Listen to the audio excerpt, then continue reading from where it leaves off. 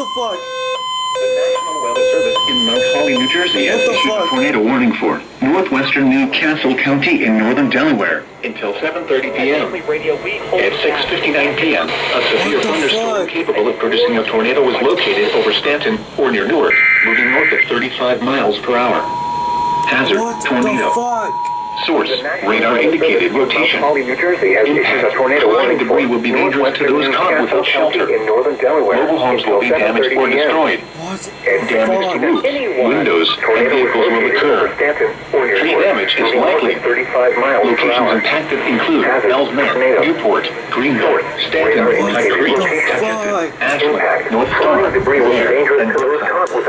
This includes Interstate 95 Delaware between mile markers 5 and 10. Take cover now. Move to a basement or interior room on the lowest floor of a sturdy building. Avoid windows.